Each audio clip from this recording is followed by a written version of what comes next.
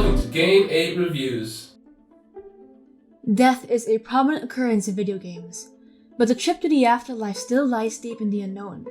So seeing a game create a story that tells the aftermath of life through cruising the ocean on a ship designed as a bed and breakfast for spirits is something out of the ordinary.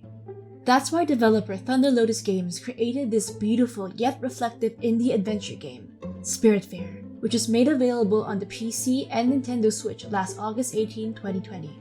It puts you in the shoes of Stella and Daffodil as they embark on a journey of loss, self-discovery, and acceptance as you meet up and take care of spirits as the new Spiritfarer.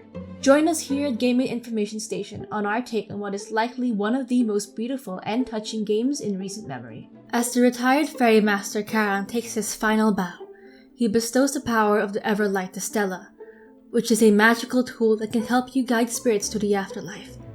Tasked to command the ship, players have to sail across islands, towns, and treasure sites to gather materials and find spirits trying to move on to the afterlife. If you're interested in having a comfy hangout with your friend, the game allows you to control Stella's cat, Daffodil, which can also be an optional second player through local co-op play. Together you can do a number of tasks aboard the ship, which can also be a way to delegate ship duties to your partner. The only thing that separates playing multiplayer from the single-player gameplay is that Daffodil does not have the ability to talk to spirits aboard the ship. Otherwise, having another companion to play with does not affect the overall experience of the game. This is where the game's charm comes into play. Its detailed paintbrush visuals and fantastic orchestral soundtrack immerse you in a world that feels like a children's storybook.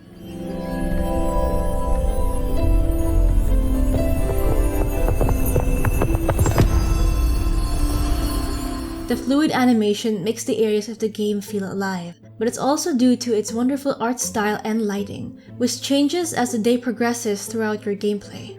Its soundtrack inserts itself seamlessly into the background, taking you to a relaxing experience which complements the visually appealing environment while sailing the other islands.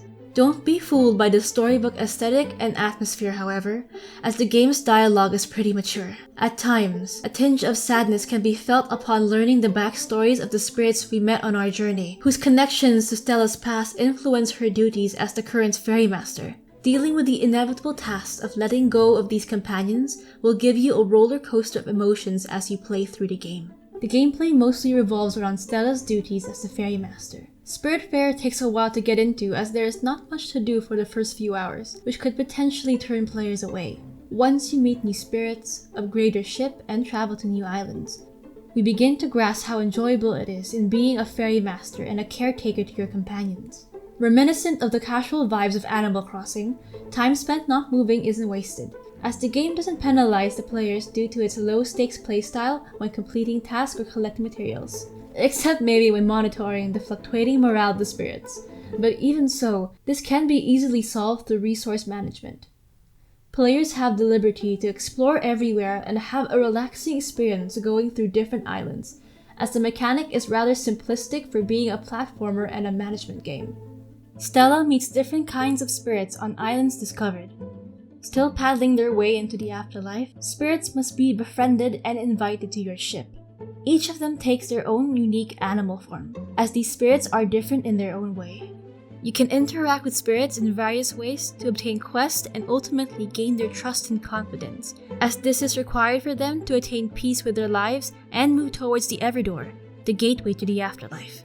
It is simple to gain the trust of these spirits by conversing, giving them food, or even simply offering a hug to make them feel comfortable in your travels.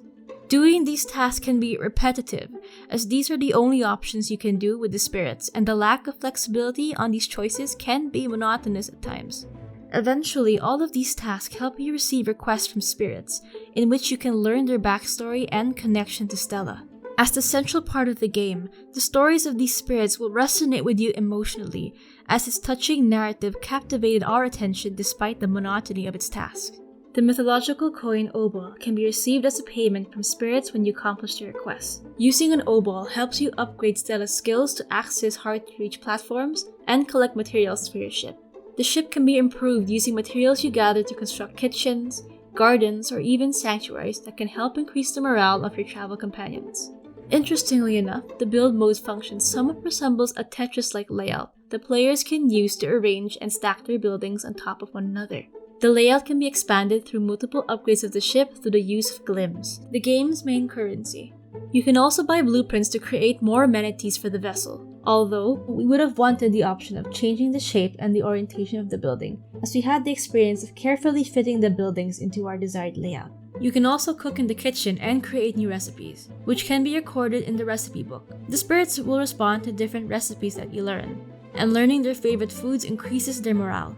And as a show of gratitude, they may be able to assist you in your task aboard the ship. You can cook the same dish multiple times in one preparation. However, it would have been more convenient to have the recipes directly selected instead of choosing the ingredients separately again and again. It can get pretty tiresome to craft learned dishes when the game only allows you to manually cook the recipe rather than simply making it an option to select an existing recipe you can instantly prepare. While there is indeed a solid purpose for this function, we also felt that this could have used a bit more variety and options.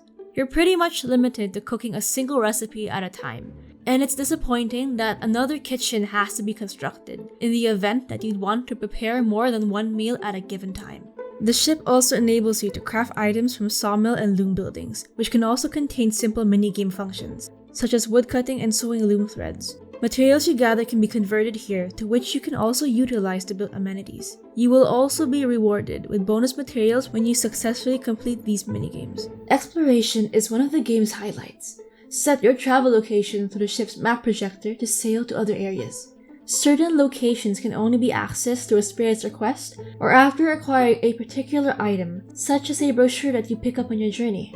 Certain points of interest have atmospheric conditions in the form of rain, dark mist, and icebergs. These areas have mini-games where you can play to collect resources. These range from collecting glims from jellyfish, jumping platform to platform to catch lightning in a bottle, and mining minerals from a mysterious dragon in the sea. Doing these will often reward you with resources that are relevant to activities in the Spiritfarer. However, these mini-games lose their novelty as you progress through the game due to their simple and undemanding gameplay. It's fortunate that these activities are optional and you'll have the freedom to only access them whenever you need the additional resources. Traveling long distances can be tedious at times. That is why it's fortunate that fast travel is accessible via the different bus stop locations. It is definitely a tremendous help in creating shortcuts for trips to other parts of the entire world. There's only so much you can do on the ship, and the eventual passage of time disables traveling during night, so it's often best to plan your activities carefully. It is reassuring, however, that the overall experience of your travels does improve the more you unravel the story and gain new equipment. While simply sailing with your ship is an integral part of Spiritfarer's gameplay, there are numerous ways to enjoy the voyage on your own terms, bestowed with the power of the Everlight. Stella can fish, tend the fields, and cook for the spirits while waiting to arrive at your preferred destination. Fishing is one of our favorite pastimes in the open sea. It is a fun and easy way to gather food that we can cook for our travel companions. It is also a very good way to collect loot that we can sell for glims. It is perfectly representative of Spiritfarer's peaceful gameplay that encourages players to unwind, relax, enjoy the ocean with your companions. Players can plant seeds and flowers by constructing gardens and fields in which you can water and eventually harvest them to collect materials you can utilize for upgrades. Depending on the ship's morale, your passengers can help you accomplish your daily tasks, which gives the players a sense of fulfillment by interacting and bonding with these spirits. Following the story and the spirit's task is fairly convenient through the game's objective tab, where you can track requests, upgrades, and other shenanigans in your log. The game also allows you to accomplish errands through a traveling merchant to gain rewards. As you go on uncovering Spiritfarer's heartwarming story, you may feel a connection and relate to these characters throughout the narrative.